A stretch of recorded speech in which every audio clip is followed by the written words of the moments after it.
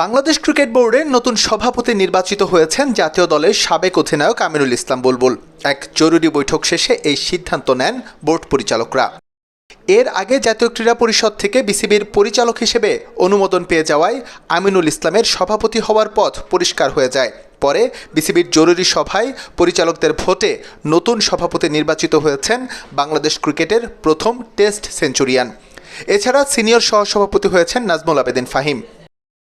গত বছরের আগস্টে দেশের রাজনৈতিক পট পরিবর্তনের পর নাজমুল হাসান পাপনের জায়গায় নতুন করে সভাপতির চেয়ারে বসানো হয়েছিল ফারুক আহমেদকে। তার কাজে সন্তুষ্ট হতে না পেরে গত বুধবার রাতে যুব ও ক্রীড়া উপদেষ্টা জানিয়ে দেন সরকার তাকে বিসিবির সভাপতি হিসেবে আর দেখতে চায় না। ক্রীড়া উপদেষ্টার কথাতেই স্পষ্ট ইঙ্গিত ছিল ফারুকের সময় ফুরিয়ে গেছে। তবুও পদত্যাগ নিয়ে ভাবনার জন্য খানিকটা সময় চেয়েছিলেন সদ্য সাবেক বিসিবির সভাপতি। এরপর অবশ্য কিছুটা শক্ত হয়ে জানিয়ে দেন সুনির্দিষ্ট কারণ ছাড়া সভাপতির পদ থেকে পদত্যাগ করবেন না তিনি। তবে ৮ পরিচালকের অনাস্থায় আর কোনো পথ খোলা ছিল না ফারুকের।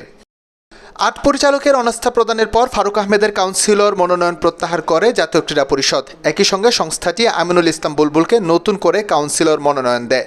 কাউন্সিলর হওয়ার পর এনএসসির মনোনীত পরিচালক হিসেবে বিসিবি পরিচালক হন বুলবুল এবং পরে নির্বাচিত হলেন সভাপতি। বিসিবির ১৬তম বোর্ড সভাপতি হিসেবে দায়িত্ব নিলেন আমিনুল ইসলাম বুলবুল। অক্টোবরে বিসিবি নির্বাচনের আগ পর্যন্ত অন্তর্বর্তী সভাপতি হিসেবে দায়িত্ব পালন করবেন তিনি, অর্থাৎ ৪ মাসের জন্য আপাতত সভাপতি হচ্ছেন বুলবুল। বিসিবির দায়িত্ব গ্রহণের আগে আইসিসির এশিয়া অঞ্চলের ডেভেলপমেন্ট ম্যানেজার হিসেবে দায়িত্ব পালন করেছেন আমিনুল ইসলাম বুলবুল। এছাড়াও আইসিসির হাই পারফরম্যান্স কার্যক্রম এবং ট্রেনিং এডুকেশনেরও প্রধান ছিলেন তিনি।